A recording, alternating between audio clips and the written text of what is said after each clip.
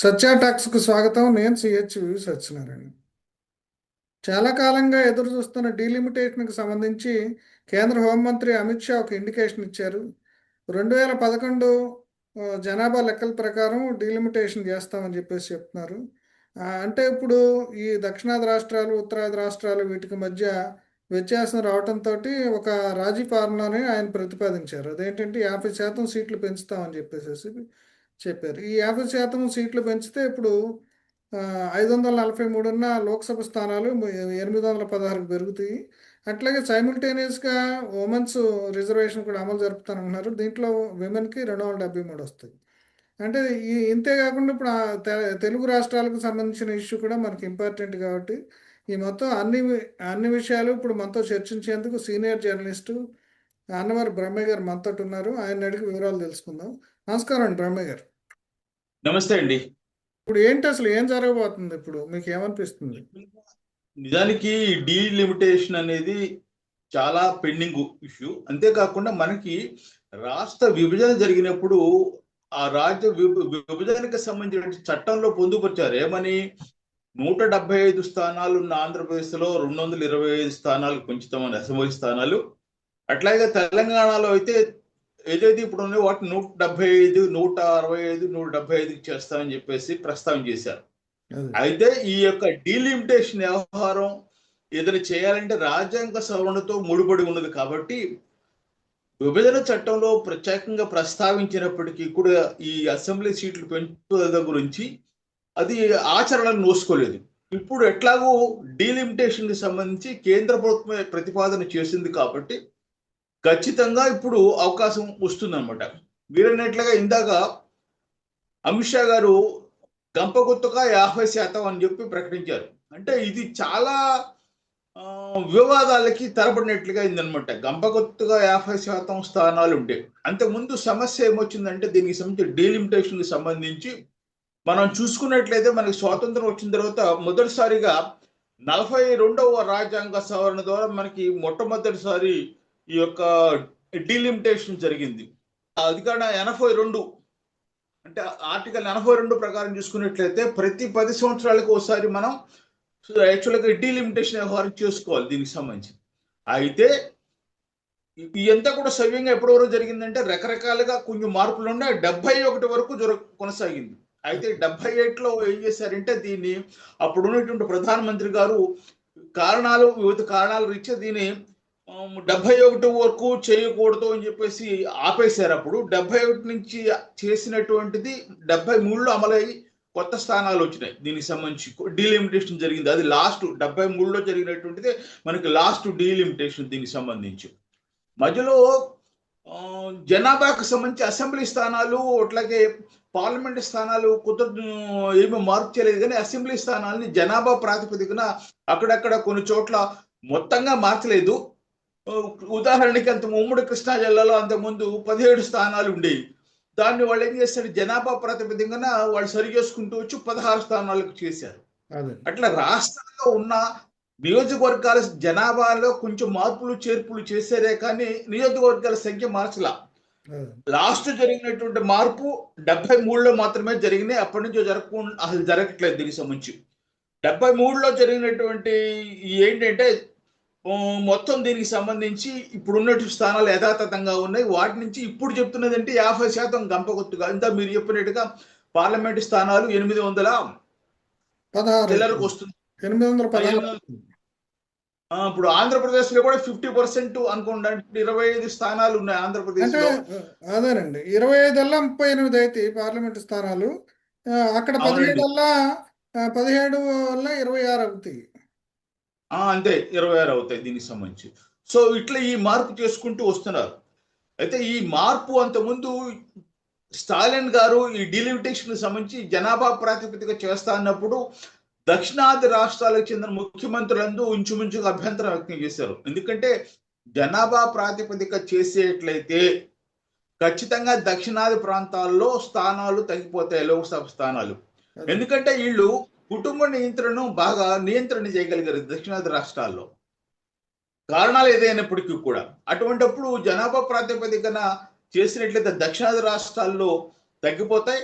అట్లాగనే ఉత్తరాది రాష్ట్రాల్లో ఎక్కడైతే జనాభా నియంత్రణ జరగలేదో అక్కడ స్థానాలు పెంచిపోతాయి. ముఖ్యంగా మనకు ఉత్తరప్రదేశ్ రాష్ట్రం ప్రధానమైనటువంటిది. ఉత్తరప్రదేశ్లో ఇప్పుడు ఉన్నటువంటి స్థానాల సంఖ్య రెట్టింపు అయ్యే ప్రమాదం వచ్చేసింది జనాభా ప్రాతిపదిక చేసుకున్నట్లయితే. దానివల్ల ఉత్తరాది ప్రభావం పెరిగిపోతుంది. కేంద్ర ప్రభుత్వ పాలన వ్యవహారంలో ప్రతిదీ కూడా ప్రధానమంత్రి కానీ ముఖ్యమైన కీలకమైన పదవులు ఆ రాష్ట్రాలు వెళ్ళిపోతాయని చెప్పేసి దక్షిణాది రాష్ట్రాల ముఖ్యమంత్రులు అభ్యంతరాలు వ్యక్తం చేశారు. నిన్న రేవంత్ రెడ్డి కూడా అదే చెప్పినట్టున్నాడు. ఎందుకంటే ఉత్తరప్రదేశ్తో ఒకటి చాలు ఎవరైనా ప్రభుత్వం ఏర్పాటు చేయాలంటే, అసలు దక్షిణాది రాష్ట్రాల పాత్ర అనేది లేకుండా పోతుంది అనేది. అవునండి, కరెక్ట్. అదే ఇప్పుడు ఇప్పుడు ఇప్పుడు గంపగొత్తగా 50 స్థానాలు చేసి 50% స్థానాలు పెంచినప్పటికీ కూడా ఇవాళ పరిస్థితి కూడా ఇంచుమించేదే. ఎందుకంటే మెజారిటీ స్థానాలు ఉత్తరప్రదేశ్కే ఉన్నాయి ఇప్పటికీ కూడా. గతంలో మనకి 42 స్థానాలు ఉన్నాయి ఉమ్మడి ఆంధ్రప్రదేశ్ లో. దక్షిణాది రాష్ట్రాల్లో అతిపెద్ద రాష్ట్రంగా ఉండేది ఆంధ్రప్రదేశ్. కాస్త మాట వినేవాళ్ళు. ఎప్పుడైతే 2 రాష్ట్రాలుగా విభజన అయిపోయిందో ఆ ఆంధ్రప్రదేశ్ ప్రాధాన్యత కోల్పోయింది. అటు తెలంగాణ తగ్గిపోయింది, ఇటు ఆంధ్ర తగ్గిపోయింది. ఇప్పుడు ప్రస్తుతం ఉన్నటువంటి చూసుకున్నట్లయితే హైయెస్ట్ స్థానాలు దక్షిణాది రాష్ట్రాలు తమిళనాడు మాత్రమే. అట్లా కర్ణాటక నెక్స్ట్ స్థానం వచ్చేస్తే. సో ఈ స్థితి ఇప్పుడు ఆంధ్రప్రదేశ్ ప్రాధాన్యత కోల్పోయింది. మళ్ళీ 50% గంపగుత్తుగా చేసినప్పటికీ ఇదే రేషియోలు ఉత్తరప్రదేశ్ అట్లా ఉత్తరాది రాష్ట్రాలన్నింటిలో పెరుగుతాయి కాబట్టి వాళ్ళ ప్రాధాన్యత పెరుగుతుంది. దాంట్లో అనుమానం లేదు. కానీ చేయగలిగింది ఏం లేదు. మనం ఖచ్చితంగా దీన్ని నివారించుకోవాలి. ఎక్కడో చోట ఖచ్చితంగా మనం బెంచ్ మార్క్ పెట్టుకోవాలి. బెంచ్ మార్క్ పెట్టుకున్న 50% పెంచి వాళ్ళ స్థానాలు పెంచుకుంటున్నారు కాబట్టి ఇంతవరకు మంచిదని చెప్పాలి. అంటే ఇంకొక విషయం కూడా అంటున్నారండి. ఇప్పుడు మనకి పునర్వ్యవస్థీకరణ చట్టంలో అదేదో రాజ్యాంగ సవరణ చేయాలి అని చెప్పారు, కానీ 370 ఆర్టికల్ జమ్మూ కాశ్మీర్లో రద్దు చేసినప్పుడు అక్కడ స్థానాలు పెంచడానికి ఏ రకమైన రాజ్యాంగ సవరణ చేయకుండా చేశారు. ఆ రకంగా కూడా తెలుగు రాష్ట్రాలని మోసం చేశారని చెప్పేసి కొంతమంది విశ్లేషకులు అంటున్నారు. దాని మీద ఏమంటారు మీరు? ఎందుకంటే అమిత్ షా బీజేపీ తలుచుకుంటే ఏమైనా చేస్తారు, వాళ్ళు తలుచుకోకపోతే ఏమీ చేయరు అనేది కొత్తగా ఒక విశ్లేషణ వినిపిస్తుంది. ఎస్, నిజం. అది ఖచ్చితంగా మీరు చెప్పిన పాయింట్ నిజం. నిజంగా ఉత్తరాది రాష్ట్రాల్లో మీరు శ్రీనగర్ కు సంబంధించి జమ్మూ 2 రాష్ట్రాలు రాష్ట్ర స్థాయిని వాళ్ళకి సంకల్పం చేసినప్పుడు వాళ్ళ స్థానాలు పెంచారు దానికి సంబంధించి. కానీ అదే ఆంధ్రప్రదేశ్ విషయం వచ్చినప్పుడు రాష్ట్ర విభజన చట్టంలో పేర్కొన్నప్పుడు కూడా రాజ్యాంగ సవరణ అవసరం అని చెప్పేసి వాళ్ళు ఆంధ్రప్రదేశ్ లో స్థానాలు పెంచకుండా కాలయాపన చేసుకుంటూ వచ్చారు. ఇప్పుడు ఎట్లయితే తప్పనిసరి పరిస్థితి ఏర్పడింది. అప్పుడు కనుక చేసుంటే ఆ పెంచిన స్థానాల మీద ఇప్పుడు 50% మనకు ఎక్కువ ప్రాతినిధ్యం వచ్చేది అనేది వాదిస్తున్నారండి. అసెంబ్లీ స్థానాలకే పరిమితం కదా. అది అప్పుడు ఏంటంటే జరిగేది అసెంబ్లీ స్థానాలకు పరిమితం. మీరంటే అసెంబ్లీ ఇప్పుడు ఏం చేస్తున్నారంటే ప్రతి పార్లమెంటు స్థానానికి 7 నియోజకవర్గాలు చెప్తున్నారండి. 7 అసెంబ్లీ నియోజకవర్గాలు ఈజ్ ఈక్వల్ టు ఒక లోక్సభ స్థానం అని చెప్పి చెబుతున్నారు. అంటే మీరన్నట్టుగా అసెంబ్లీ స్థానాలని బేస్ చేసుకుని లోక్సభ స్థానాలు ఏర్పాటు చేసుకున్నట్లయితే ఖచ్చితంగా పెరుగుండే. కానీ మళ్ళీ అట్లా చేస్తారా చేయరా? ఇప్పుడు ప్రత్యేకమైన ప్రాధాన్యత ఏమిటి దీనికి సంబంధించి? ఇప్పుడు లోక్సభ స్థానాన్ని ప్రాతిపదిక చేసుకున్న అసెంబ్లీ ఏర్పాటు చేస్తారా? ఇంకా దీనికి సంబంధించి చాలా గైడ్ లైన్స్. ఎందుకంటే ఒక కమిటీ వేస్తారు దీనికి సంబంధించి. సుప్రీంకోర్టు ప్రధాన న్యాయమూర్తి ఆధ్వర్యంలో ఒక కమిటీ డీలిమిటేషన్ కమిటీ అనేది ఏర్పాటు చేస్తారు. ఆ కమిటీ అధ్యయనం చేసిన తర్వాత సూచనలు చేసి ఆ యొక్క కమిటీ సూచనల మేరకే ఈ యొక్క డీలిమిటేషన్ కార్యక్రమం చేయాలి. ఎందుకంటే దీంట్లో చాలా రాజకీయాలు కూడా చోటు చేసుకుంటాయి. డీలిమిటేషన్ అంటే ఒకేసారి స్థానాలు పెంచడమే, మార్పు చేయటమే కాదు. ఈ ప్రాంతాన్ని తీసుకెళ్లి ఆ ప్రాంతంలో కలపడం, ఆ ప్రాంతాన్ని తీసుకొచ్చి ఈ ప్రాంతంలో కలపడం చేస్తారు. ఉదాహరణకి నా మండలంలో మెజారిటీ ఉందనుకోండి, నన్ను దెబ్బతీయాలంటే ఏం చేస్తారంటే నా మండలాన్ని తీసుకెళ్లి వేరే నియోజకవర్గంలో కలిపేస్తారు. కలిపేసినప్పుడు నాకు ఉన్నట్టు బలం పోతుంది దీనికి సంబంధించి. అంటే గతంలో ఇందిరాగాంధీ మీద ఈ యొక్క ఆరోపణలు వచ్చాయి దీనికి సంబంధించి. ఇందిరాగాంధీ కమ్యూనిస్ట్ పార్టీ వాళ్ళని దెబ్బతీయటం కోసం అని చెప్పేసి చాలా ప్రాంతాలను తమ ఇష్టం వచ్చినట్టుగా మార్పు చేశారనే ఆరోపణలు కూడా అప్పుడు ఇందిరాగాంధీ మీద వచ్చాయి దీనికి సంబంధించి. ఇప్పుడు కూడా అదే తరహా ఆరోపణలు వచ్చే అవకాశం ఉన్నది. ఖచ్చితంగా డీలిమిటేషన్ అన్నప్పుడు ఖచ్చితంగా ఇప్పుడు ఎందుకంటే నైసర్గిక స్వరూపం మారిపోద్ది. సంఖ్య పెరగడంతో పాటుగా నియోజకవర్గాల నైసర్గిక స్వరూపం కూడా మారిపోతుంది కాబట్టి ఖచ్చితంగా ఈ సమస్యలు, రాజకీయ సమస్యలు కూడా ఉత్పన్నం అవుతాయి దీనికి సంబంధించి. సో ఈ విషయాన్ని ఇంకోటి కొన్ని నియోజకవర్గాల్లో 8 లక్షలు 7 లక్షలు, మల్కాజ్గిరిలో అయితే 30 లక్షలు ఉన్న నియోజకవర్గాలు కూడా ఉన్నాయి. అట్లాంటి వాటిని అవునండి. ఎట్లా విడదీస్తారనే దాని మీద కూడా ఇప్పుడు మాట్లాడుతున్నారు. ఇందాక చెప్పా.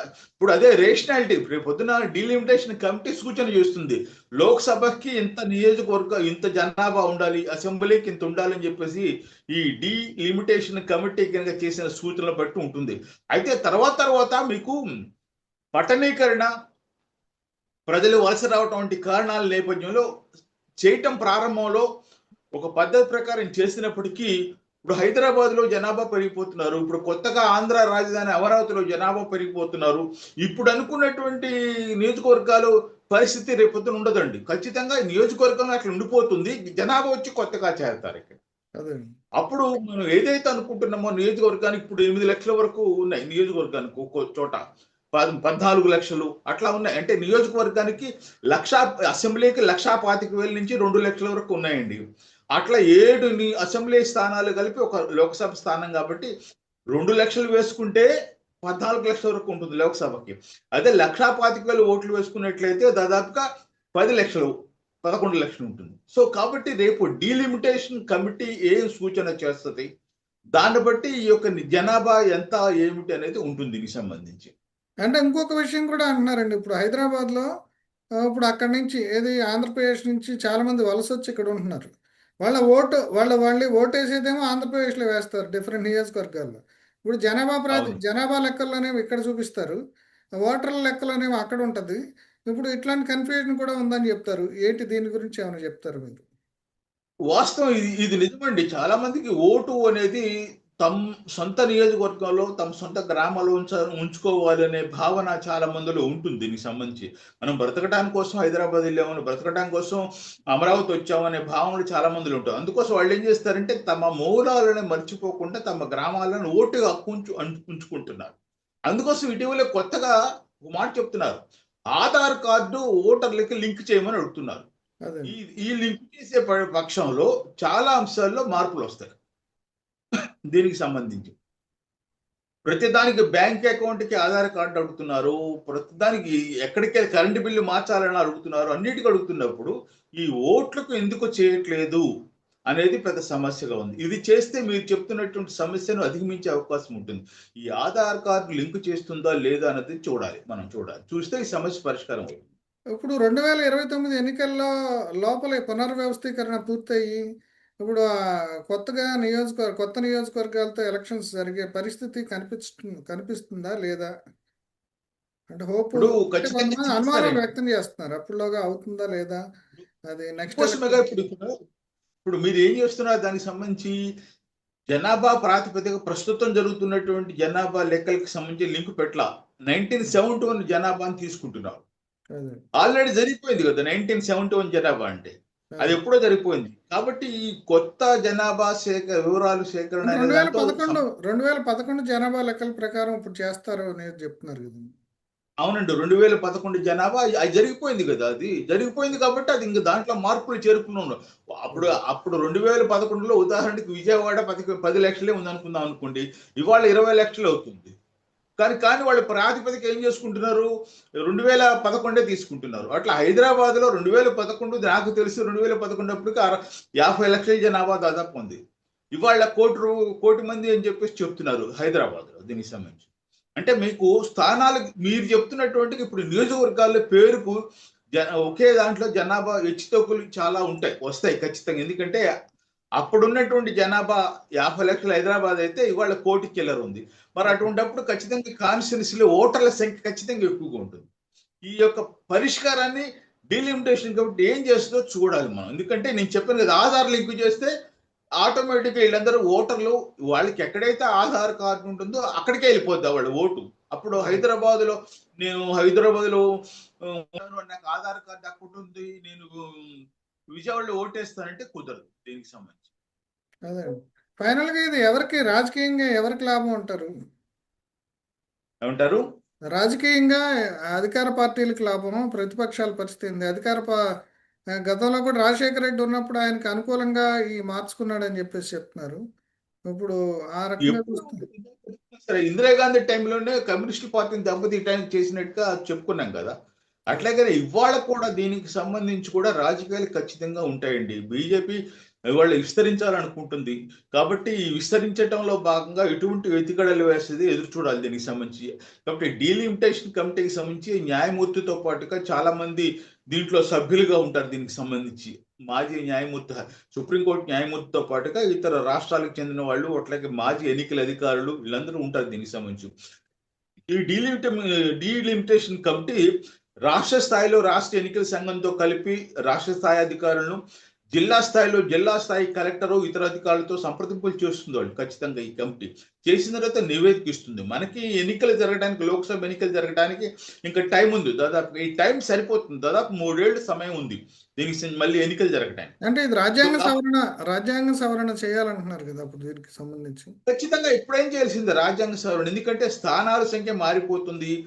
ఇప్పుడు మనకి ఫస్ట్ ఇందాక చెప్పుకున్నట్టుగా మనకి ఫస్ట్ రాజ్యాంగ సవరణ చేసేటంతోనే కదా 42వ రాజ్యాంగ సవరణ మనకు జరిగింది. 42వ రాజ్యాంగ సవరణతో మొట్టమొదటి డీలిమిటేషన్ కు సంబంధించిన కార్యక్రమాలను చేపట్టాం మనం దానికి సంబంధించి అట్లా. సో కాబట్టి మనం ఖచ్చితంగా మనం రాజ్యాంగ సవరణ చేయాల్సిందే. ఇప్పుడు కూడా మనకి లేటెస్ట్ గా జరిగిన దాంట్లో ఏంటంటే ఇప్పుడు మహిళలకు సంబంధించి 33% ఉంటున్నారు. వాళ్ళు చెప్తున్న ఈ 33% ఏంటంటే ఇప్పుడు ఎట్లాగో 50% సీట్లు పెంచుతున్నాం. అదే సీట్లు పెంచకపోతే ఉన్న స్థానాల్లోనే మగవాళ్ళకు అధికారాన్ని చాలా మంది కోల్పోతారు. కాబట్టి ఇప్పుడు పెంచిన స్థానాల్లో మాత్రమే 33 స్థానం అంటే 50 దాదాపు సరిపోతాయి. దాంట్లో వాళ్ళు పెంచిన 50 స్థానాలు మహిళలు వచ్చి కూర్చుంటారు దీనికి సంబంధించి. సో కాబట్టి అంటే అఫ్ కోర్స్ వాళ్ళ రిజర్వేషన్ 33% అయినా జనరల్ స్థానాల్లో కూడా వాళ్ళు రావచ్చు కదా దానికి సంబంధించి. సో కాబట్టి లెక్కన ఎంత తక్కువ వేసుకున్నా 34-35% ఈసారి మన లోక్సభలో కానీ ఇతర చట్టసభలో కూడా మహిళలు చూసే అవకాశం కనిపిస్తుంది దీనికి సంబంధించి. అంటే ఇప్పటికి ఈ హడావుడి చేస్తున్నారు కానీ ఇది అనుకున్న విధంగా పూర్తి చేస్తారా లేదా అనేది చెప్పండి ఫైనల్ గా. ముందు దీని డీలిమిటేషన్ కమిటీ సూచనలు వాళ్ళు ఇప్పుడు ప్రభుత్వాన్ని కొన్ని కమిటీకి కొన్ని అంశాలు ఇచ్చి మీరు డీలిమిటేషన్ చేయండి అని చెప్పి చెప్తారు. కొన్ని గవర్నమెంట్ ఫస్ట్ కొంచెం గైడ్ లైన్స్ ఇస్తుంది, ఇట్లా చేయాలి మాకు ఇట్లా కావాలని చెప్పి. గవర్నమెంట్ ఇచ్చే గైడ్ లైన్స్ బేస్ చేసుకొని ఏదైతే డీలిమిటేషన్ కమిటీ ఉందో వాళ్ళు ప్రతిపాదనలు చేస్తారు దీనికి సంబంధించి. ఈ లోక్సభకి ఇంత మంది జనాభా ఉండాలి, అయితే ఇన్ని అసెంబ్లీ స్థానాలు కలిపితే ఒక లోక్సభ. ఇప్పుడు గతంలో కూడా మనం చూసుకున్నట్లయితే మనకి ఆంధ్ర జనాభా ఎక్కువ ఉన్నటువంటి ప్రాంతాల్లో 7 అసెంబ్లీ స్థానాలకు ఒక లోక్సభ అండి. కానీ మనకు కొన్ని రాష్ట్రాలు ఉన్నాయి, ఈశాన్య రాష్ట్రాలు, 5 అసెంబ్లీ స్థానాలకే ఒక లోక్సభ ఉన్నది దీనికి సంబంధించి. సో కాబట్టి ఈ మార్పులు చేర్పులు వస్తాయి దీనికి సంబంధించి. ఇప్పుడు అందుకోసం ఇవన్నీ కూడా మనకు చూడటానికి పార్లమెంట్ స్థానాలైనా రాజ్యసభ ఎన్నికలు అట్లా రాష్ట్రపతిలో ఎన్నికలు జరిగేటప్పుడు వీళ్ళు చేసే ఓటుని వాళ్ళ యొక్క ప్రాతినిధ్యం వస్తున్న జనాభాని బట్టి ఆ ఓటు విలువ నిర్ణయిస్తారు దీనికి సంబంధించి. సో ఈ అంశాలన్నీ ఉంటాయి. కాబట్టి డీలిమిటేషన్ కమిటీ ఏం చేస్తుంది అది మన కమిటీ వచ్చిన సూచనల వరకు మనం ఖచ్చితంగా వెయిట్ చేయాల్సిందే. దానికి సంబంధించి మనం చేయలేము, దానికి సంబంధించి అంచనా చేయలేము. ఓకే, థ్యాంక్ యూ అండి బ్రహ్మయ్య గారు. Thank you sir. నమస్తే.